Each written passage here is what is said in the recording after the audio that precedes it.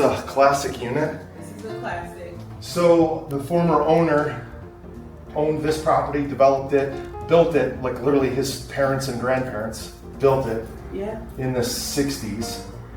Owned it for 60 years, never sold, never traded. He actually saw some of our videos on social media. Awesome. And called us and said, I want to sell this building, are you interested in buying it? Absolutely. So these videos that we're doing, like the one we're recording right now, resulted in us buying this complex. So This is a good complex. we call that multimedia marketing approach. And so multimedia marketing, so we record once and we get it all out. Facebook, Instagram, LinkedIn, podcasts, YouTube, webinars, and then business just comes back to us.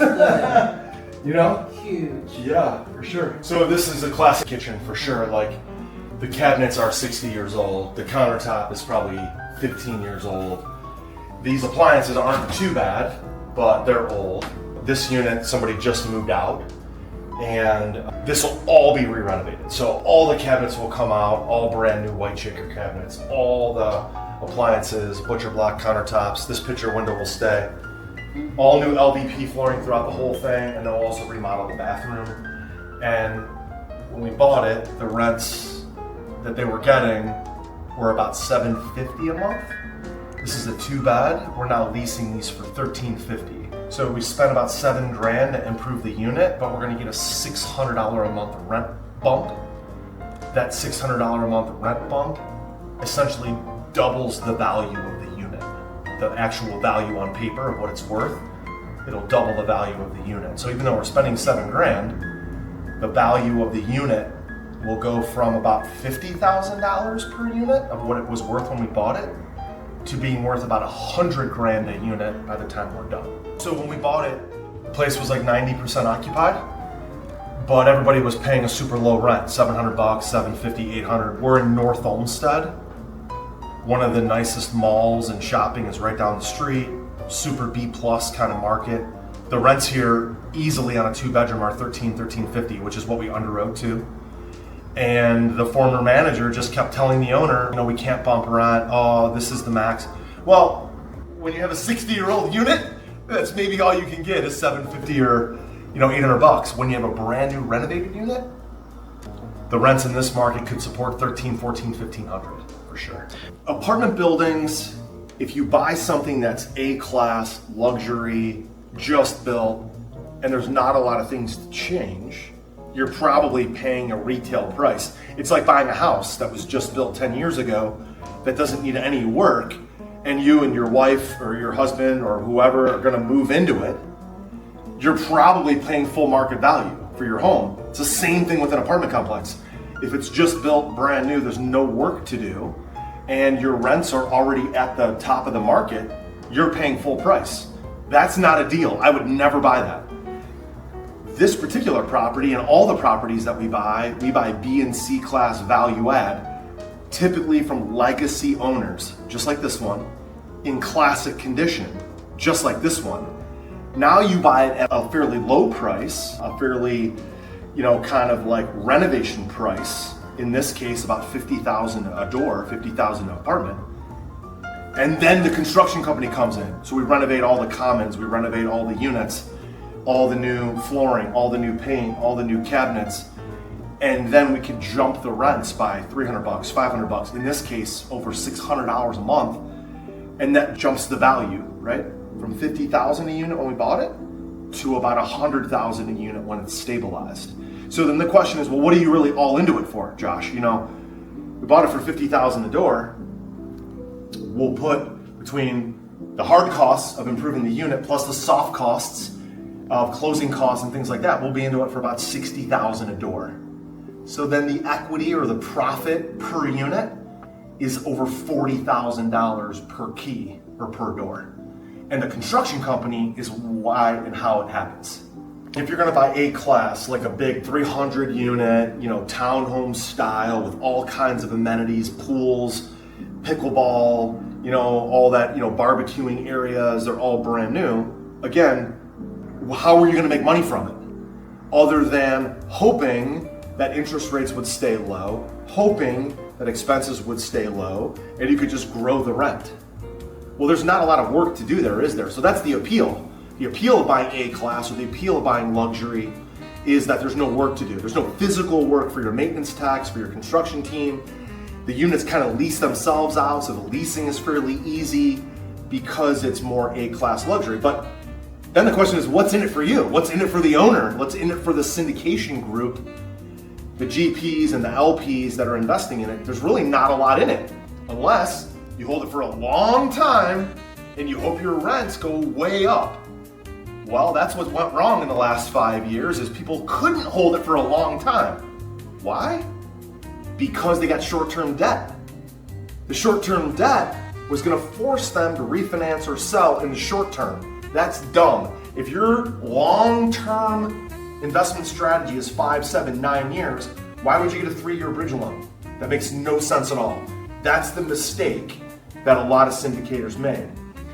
We did the opposite. We got 7-year money, 9-year money, 12-year money when we bought these buildings. The other thing that doesn't make any sense is, again, if your strategy is 5, 7 years, are you really not going to do anything? Like, if you're a real estate investor, what do? We buy things at a discount. It doesn't matter if it's a single family home, it doesn't matter if it's a rental, it doesn't matter if it's a huge apartment complex. You make money when you buy. So you buy down here. Over the last 5 years, these syndicators bought up here hoping to make even more money. And it seems like it was only those sponsors that actually made any money, because the limited partners now are getting wiped out. They're getting crushed, losing tens of millions of dollars. Bad strategy, wrong debt, wrong timing. The whole thing's unrentable. You know, we could rent it if we replaced the carpet, painted it, but still not something I would be proud to own, rent. I like things that we harden the asset. So all new paint, all new flooring, all new cabinets, all new appliances. And then, like, this is a basic bedroom, but it has a great bay window, so that will be a little bit of a premium. This is just a second bedroom, pretty straightforward. Nothing crazy here. Just age. This place obviously hasn't been updated in 60 years. And then the bathrooms are key, right? People like a nice clean bathroom, so LVP will completely redo a tub with tub surround or glaze, low flow toilet, low flow shower head, new vanity, new mirror, new LED lights. We want to give people the feeling that they're living in an upper middle class, not luxury. This isn't luxury. Like, let's not call it luxury, but it's upper middle class for sure, at a very middle class price point. So people feel like there's a value exchange that's in their favor, right? They're renting a great apartment, all new, and it's at a very affordable price point. That's what we do here. This was renting out for about $700 to $750 a unit. Again, very classic, needed everything. Again, this cosmetic stuff, I mean, people could move in, you could do paint, carpet, could move in, but that's not what we do. So this next unit that we're gonna go look at is a full turn. You're gonna see the after, which is amazing. Our construction team does an amazing job of finishing out these units.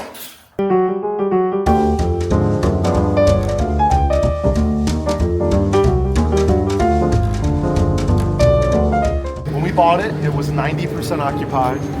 We took the occupancy down to 50%, maybe even lower. It's kind of necessary. It doesn't scare us because we turn the units pretty quickly. It takes about 2 weeks. And then lease-up is the key. So Ray is one of our sort of all-star leasing agents and does a great job with getting people in for tours, making them feel at home, and then showing the unit to make sure it looks amazing.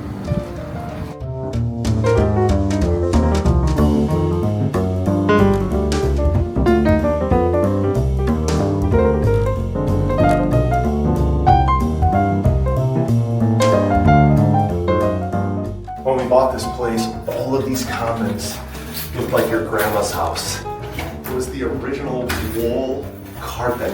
The carpet was 60 years old, but because it was wool, it was like red, flowery, pastel, floral, and it was 60-year-old carpet. It was actually in really good shape. And then all of this was like an olive and like wine color, like very like late 90s, early 2000s kind of color. So if I just described your building, you probably need to improve it, because if you improve it, you could probably get more rent. And if you're in Northeast Ohio, let us know. We could probably do the improvements for you. So this is a full turn unit. So this is identical to what we just saw, but this is a full turn. So obviously all new paint, all new flooring. The kitchen looks amazing. The butcher block top is amazing. By the way, these butcher block tops, these are only $300. This is all this costs. Put a little bit of glaze on it, new sink, cabinets, black matte hardware, new appliances, everything new. Actually, this is an older fridge that we kept because it was in pretty good shape. And then a lot of people like carpet in their living, like in their bedroom space, just more comfortable. So walk-in closet, bedroom, and then this is a finished bathroom. So same thing here, low flow toilet. This is amazing. You can see what the tile looks like when it's glazed. Crisp, white, amazing. We kept this vanity because this vanity was in pretty good shape. New mirror, new light. The key to all of it is speed, right? How fast can you turn a unit? So we call it key to key. The leasing, we have tons of traffic here, tons of traffic. And the people make a big difference, right? So you have leasing people, leasing agents that are excited to lease. That makes a big difference. We've had other leasing people that, maybe aren't as motivated or aren't as aggressive. So it really comes down to traffic and sales, right? Marketing and sales, traffic and sales. And we know at this building, based on all of our metrics in Appfolio, we're getting plenty of leads, that we call them guest cards or inquiries. Last month, I believe we got 60 inquiries or guest cards, and we only have 10 vacant units right now. So Ray is in the process of getting these leased up. The goal is to get 3 or 4 more this month, and then we got 7 units that are ready to be turned, and then we'll jump into those next 7.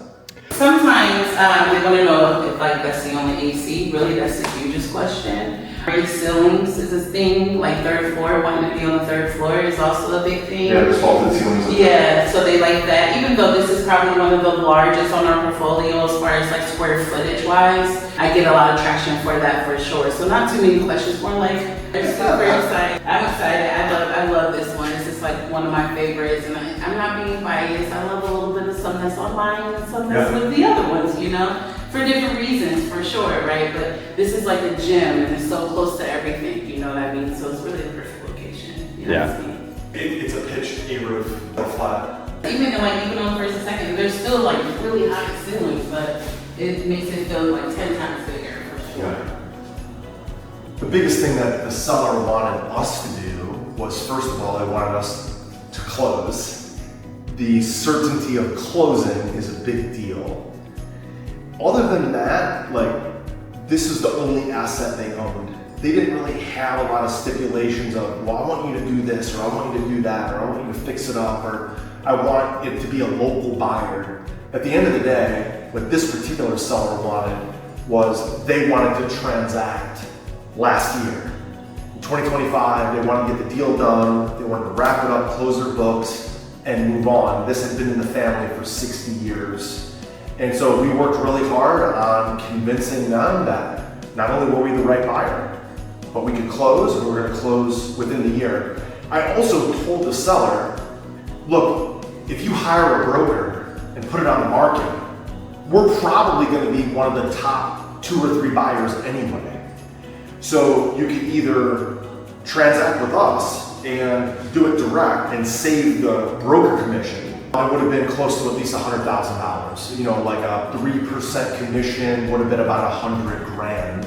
So they were able to save $100,000 and close within the time frame that they wanted, right? So I told them, look, you can leave everything here. You don't have to take anything, you don't have to clean anything out. We'll take it as is. We'll close whenever you want, and you don't have to pay any commission to a broker. I think that's really what got the deal done. Plus, we're local. They were aware of who we were, they were aware of the portfolio that we had built, and they knew this was probably a good fit for us and that we were going to improve it. It wasn't the biggest thing they wanted was for us to improve it. They wanted to make their money and get on with their lives, which is totally fine. But what I think they wanted, when they knew we were local and we were going to prove it, I think they felt good about that. I think for a lot of people, look, like, especially long-term owners in Cleveland, the average apartment building is owned by the current owner for roughly 25 to 27 years.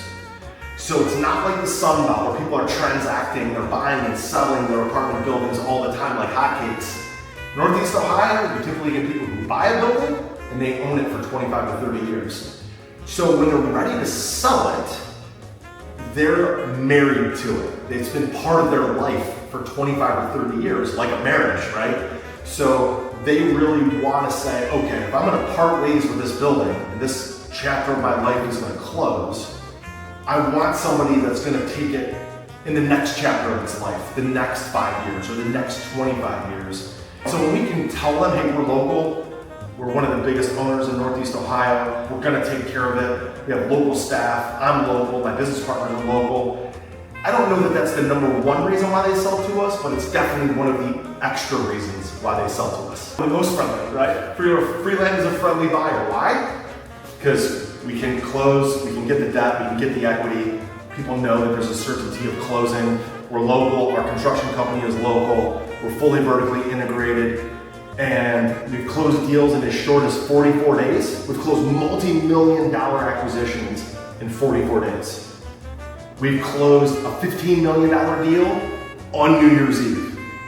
We closed a $3.5 million deal this past year on New Year's Eve, okay? Or if a seller wants to close in 6 months, we're happy to wait. I need to buy buildings today. I need to buy buildings in 6 months. I need to buy buildings in 6 years. So I don't care when, it's up to them. We can transact whenever they're ready.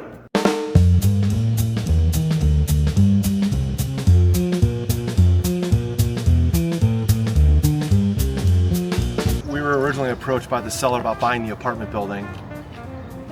There also was a nursery here for 60 years and 2 houses. So we bought the apartment building. We also bought that for a redevelopment opportunity. It's being redeveloped. We have it resold. I can't disclose yet because the buyer is a large institutional retail type buyer, if you will. So I have to keep it quiet until it transacts. But that is also being redeveloped, and we bought that for cash off of the seller as well. When they got out of the apartment building, they wanted out of that too. So we made it easy. So look, I think one of the things we've done well over the last 15 years of investing in real estate is staying laser focused on whatever the strategy was at that time. When I first started, it was wholesaling. Then it became single family flips. We called them 40K flips.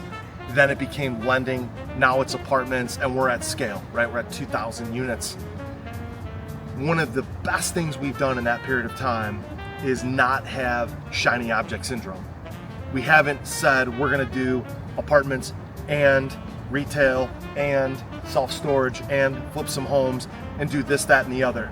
So when this opportunity next door came up, we really wanted this asset specifically to buy the apartments. But there's a nursery right next door.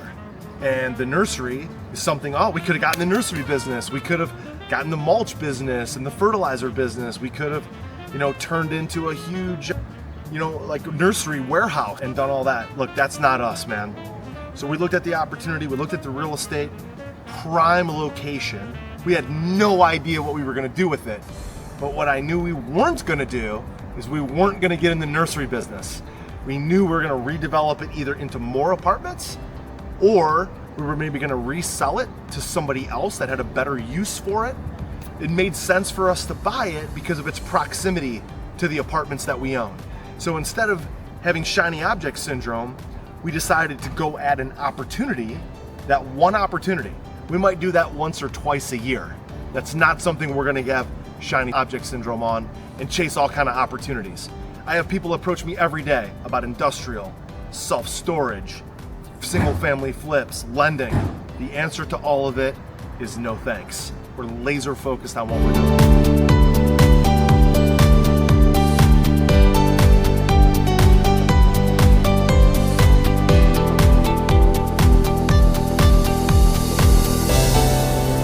So this is a one bed that we're gonna start. You smell that?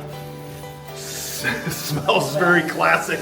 But yeah, same thing here. Classic unit. This is a one bed, so renovate all this, renovate the kitchen, 1 bedroom, bay window, which is nice, redo the bathroom. And the only difference is this will rent out for about $1,100 a month instead of a 2 bedroom, which would rent out for $1,300. This is about 600 square feet. You figure 20 by 30, right? 20 this way, 30 that way, 600 square feet. Very typical for the Cleveland market that a 1 bedroom is between 600 and 700 square feet, and 2 bedroom is usually around 850 square feet. So much stuff was built in the 60s when the, post World War II, baby boomer, everyone's home from the war, everybody's having families, tons and tons and tons of this B and C class workforce housing was built, and they were all built the same size.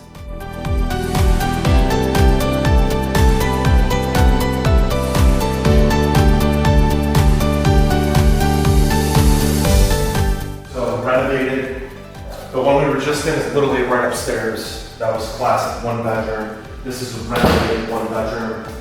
I mean, it's literally below before and after. So because it's a 1 bedroom, the only thing you save is about, a 12 by 12 bedroom. There's really not a lot of cost to renovating that extra bedroom. It's basically paint, carpet, and that's really it. Maybe some trim, maybe a light, and that's all. So that extra bedroom really is only about $500 to $750 of additional cost to renovate a 2 bedroom versus a 1 bedroom.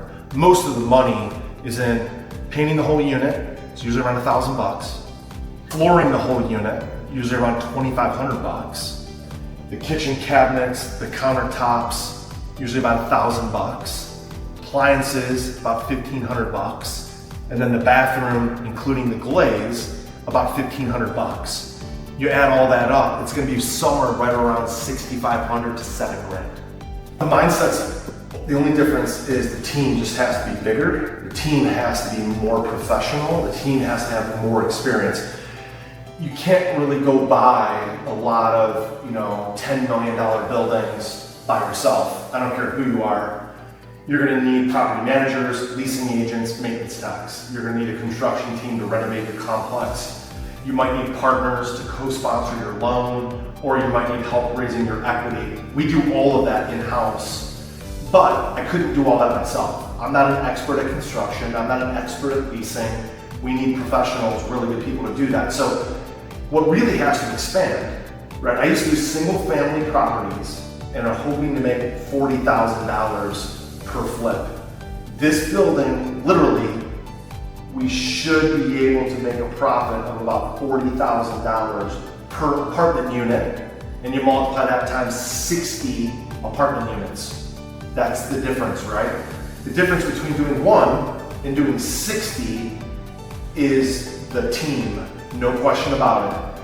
My job, your job, would be to build the team.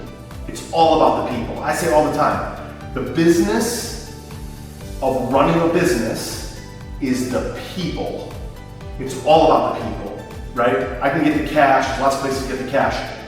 Finding great people is the toughest challenge, and if you get that right, that's how you go from doing 140K flip to 60 at a time. That's the old pool. Used to be a pool right there. They closed that down when COVID hit. No pool. No pool. Actually, behind it, we rent out that space back there to a landscaping company. There's just a real open kind of gravel area, and he rents all that out from us. So we get a little bit of other income from that, maybe about 12 grand a year. Yeah, but the 12 grand, let me tell you, 12 grand at a 6.5 cap rate, that lease alone, because there's no expenses for that, right? So you take 12 grand, divided by 0.065, that lease is worth 185,000 bucks. Look, man, for a lot of sellers, for this particular seller, and a lot of sellers, like they're married to these complexes. They have memories here. Like, again, the average owners owned it for 25 or 30 years. They might have raised a family, maybe not in the complex, but they brought their kids here, maybe brought their grandkids here. And that was the case for the seller of this building. He had a legacy story at this complex and all the things that had happened for his grandparents, his parents, and for him, his wife. and even his kids. He had 4 generations of owners that had been through this complex, and they have all the stories.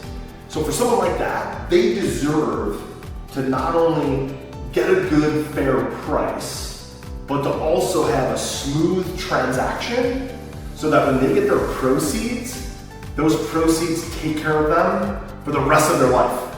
It takes care of them, it takes care of all their needs, it takes care of their grandkids. And what that's doing is really leaving a legacy for the original parents or grandparents who originally developed it or originally owned it. As that gets passed along generation to generation, what makes me happy, what makes me proud, is to know that we gave him a fair price and he's doing whatever he wants with those dollars, but he can feel good and confident to know that the building's gonna be taken care of going forward, but also with the proceeds from the sale, he's gonna be able to take care of his family forever. That's cool for me to know that that is happening for them, and it's also cool for me to know that this building is also gonna take care of my staff and my team, and also my wife and kids going forward. So there's a before story, and there's an after story with every one of these buildings.